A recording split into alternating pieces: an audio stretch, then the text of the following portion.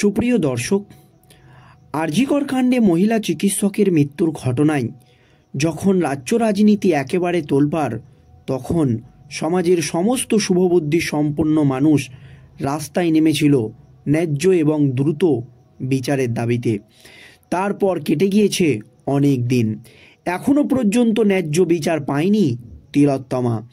এই আবহে 90 দিনের মধ্যে কেন্দ্রীয় তদন্তকারী সংস্থার সিবিআই আধিকারিকরা চার্জশিট না দেওয়ার কারণে জামিন পেয়েছে আরজিকরের প্রাক্তন অধ্যক্ষ সন্দীপ ঘোষ এবং টালা থানার ওসি। আর এই আবহে আরজিকর কাণ্ডে মূল অভিযুক্ত ধৃত সিভিক ভলেন্টিয়ারকে আদালতে তুলতেই একেবারে ধুন্ধুমার কাণ্ড। বিচারকের সামনে দাঁড়িয়ে বিস্ফোরক দাবি করলেন ধৃত সিভিক ভলেন্টিয়ার সঞ্জয় রায়। সঞ্জয় রায় আগেই দাবি করেছিল যে তাকে মিথ্যা অভিযোগ দিয়ে ফাঁসানো হচ্ছে। বড় মাথাকে গোপন করার জন্য তাকে রাজ্যের বড় বড় আধিকারিকরা ফাঁসিয়ে দিচ্ছে। শুধু তাই নয়, কোর্ট চত্বরে দাঁড়িয়ে বিনীত গোয়েলের নাম শোনা গিয়েছিল এই ধৃত সিভিক ভলেন্টিয়ার সঞ্জয় রায়ের মুখে। আর এই বিনীত গোয়েলকে নিয়ে আরজিকর কাণ্ডে কম জল ঘোলা হয়নি। আর এই আবহে আজ বিচারকের সামনে সব বলে দিলেন অভিযুক্ত ধৃত সিভিক ভলেন্টিয়ার সঞ্জয় রায়। ঠিক কি হয়েছে আজ কোর্টে দেখুন দর্শক। আরজিকর মেডিকেল কলেজ হাসপাতালে তরুণী চিকিৎসকের ধর্ষণ ও হত্যাকাণ্ডের ঘটনায় মূল অভিযুক্ত হিসাবে গ্রেপ্তার করা হয়েছিল সিভিক ভলেন্টিয়ার সঞ্জয় রায়কে। যদিও এই ঘটনার সাথে তার কোনো যোগ নেই বলেই শুরু থেকে দাবি করে আসছিল সঞ্জয়। অবশেষে শিয়ালদাহ আদালতে দাঁড়িয়ে আত্মপক্ষ সমর্থন করার সুযোগ পেয়েছে ওই অভিযুক্ত। এতদিন ধৃত সিভিক ভলেন্টিয়ার সঞ্জয় রায় বিচারকের সামনে কিছু বলার সুযোগ পাননি। আপনারা জানেন, রাজ্যের বড় বড় আধিকারিকদের নাম শোনা গিয়েছে ধৃত সিভিক ভলেন্টিয়ার সঞ্জয় রায়ের মুখে, কিন্তু বিচারকের সামনে দাঁড়িয়ে তাকে কিছু বলতে দেওয়া হয়নি। অনেকেই বলেছিল যে ধৃত সিভিক ভলেন্টিয়ার সঞ্জয় রায়কে কেন বলতে দেওয়া হচ্ছিল না, কিন্তু আদালতে আজ সুযোগ পেয়ে মুখ খুলেই বিস্ফোরক দাবি সঞ্জয়ের।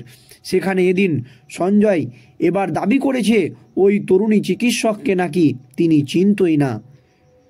সিভিক ভলেন্টিয়ার সঞ্জয় রায় পরিষ্কার দাবি করছেন তিলোত্তমাকে তিনি চিনতেন না। এমনকি সেমিনার হল থেকে যে ব্লুটুথ হেডফোনটি উদ্ধার হয়েছে সেটিও নাকি তার নয়। শুক্রবার কলকাতার শিয়ালদাহ আদালতে সকাল 11টা থেকে বিকেল 5টা পর্যন্ত রুদ্ধদ্বার কক্ষে বিচারকের সামনে আত্মপক্ষ সমর্থন করে সঞ্জয়। এদিন সেখানে উপস্থিত ছিলেন তিলোত্তমার বাবা মা। সূত্রের খবর, অন্যান্য বারের মতো এদিনও নিজেকে নির্দোষ বলেই দাবি করেছে সঞ্জয়। এর আগেও একই দাবি করার পাশাপাশি সঞ্জয় চিৎকার করে জানিয়েছিল তাকে ফাঁসানো হচ্ছে। জানা যাচ্ছে এই মামলায় পরবর্তী শুনানি আগামী বছরে 2 জানুয়ারি। ওই দিন সিবিআই এবং অভিযুক্ত পক্ষের আইনজীবীদের বক্তব্য শুনবে আদালত। অন্যদিকে নির্যাতিতার পরিবারের আইনজীবী কেন্দ্রীয় তদন্তকারী সংস্থার মাধ্যমে লিখিত আকারে নিজেদের অবস্থান জানাবে।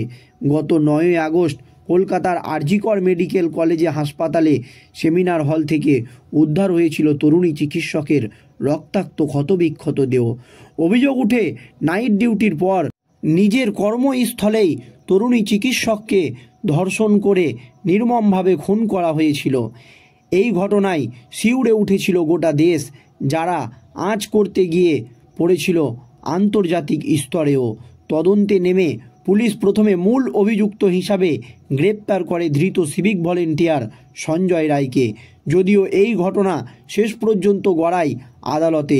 হাইকোর্টের নির্দেশে মাত্র 4 দিনের মধ্যেই এই মামলার তদন্তভার তুলে দেওয়া হয় কেন্দ্রীয় তদন্তকারী সংস্থার সিবিআই আধিকারিকদের হাতে।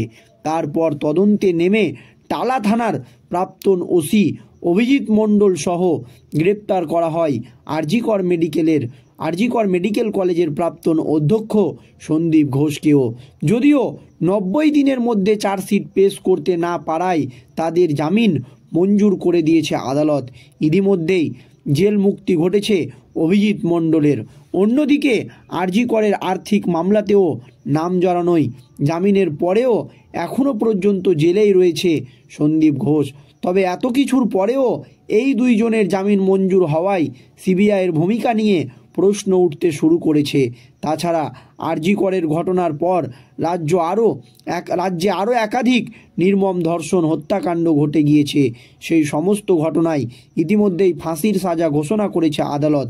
যদিও এখনও পর্যন্ত আরজি করের এই তরুণী চিকিৎসকের ধর্ষণ হত্যাকাণ্ডের বিচার অধরাই রয়ে গিয়েছে। তবে সিবিআইয়ের ভূমিকা নিয়ে যখন প্রশ্ন উঠছে তখন মুখ খুলেই বিস্ফোরক দাবি। বিচারকের সামনে দাঁড়িয়ে একেবারে বিস্ফোরক দাবি করছেন ধৃত সিভিক ভলেন্টিয়ার। তিনি বলছেন যে ওই তরুণী চিকিৎসককে তিনি চিনতেন না। সিভিক ভলেন্টিয়ার সঞ্জয় রায়ের দাবি তিলোত্তমাকে তিনি নাকি চিনতেন না, তাকে চক্রান্ত করে ফাঁসানো হয়েছে, এমনই দাবি করছে বিচারকের সামনে। এমনকি সেমিনার হল থেকে যে ব্লুটুথ হেডফোনটি উদ্ধার করা হয়েছিল সেটিও নাকি তার নয়, এমনই দাবি ধৃত সিভিক ভলেন্টিয়ার সঞ্জয় রায়ের। একেবারে বিচারকের সামনে দাঁড়িয়ে এই দাবি করছে সিভিক ভলেন্টিয়ার সঞ্জয় রায়। শুক্রবার কলকাতার শিয়ালদাহ আদালতে সকাল 11টা থেকে বিকেল 5টা পর্যন্ত রুদ্ধদ্বার কক্ষে বিচারকের সামনে আত্মপক্ষ সমর্থন করে সঞ্জয়। সেখানে দাঁড়িয়ে ধৃত সিভিক ভলেন্টিয়ার সঞ্জয় রায় পরিষ্কার জানিয়ে দেন তাকে চক্রান্ত করে ফাঁসানো হচ্ছে, তিনি তিলোত্তমাকে চিনতেন না। এমনকি যে ব্লুটুথ হেডফোনটি পুলিশ ওখান থেকে উদ্ধার করেছিল সেটিও তার নয়। দর্শক, আপনারা জানেন আরজি কর কাণ্ডে মহিলা চিকিৎসকের মৃত্যুর ঘটনায় প্রথম থেকেই বিনীত গোয়েলের ভূমিকা নিয়ে প্রশ্ন উঠেছিল। এর জন্য তাকে কলকাতার পুলিশ কমিশনার পদ থেকে সরাতে বাধ্য হয় আন্দোলনের চাপে রাজ্য সরকার। এক কথায় মুখ্যমন্ত্রী মমতা ব্যানার্জি, যা নিয়ে কম জল ঘোলা হয়নি। আর এই ধৃত সিভিক ভলেন্টিয়ার সঞ্জয় রায়ের মুখে একাধিকবার বিনীত গোয়েলের নাম শোনা গিয়েছে। এমনকি জুনিয়র চিকিৎসকরাও বিনীত গোয়েল তথ্য প্রমাণ লোপাট করেছে, এই অভিযোগে তাকে গ্রেপ্তার করা উচিত এমনও দাবি করেছিল।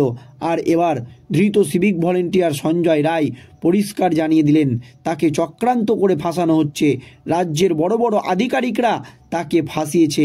এমনকি যে ব্লুটুথ হেডফোনটি উদ্ধার হয়েছে সেটিও তার নয়, যা নিয়ে এখন তোলপাড়।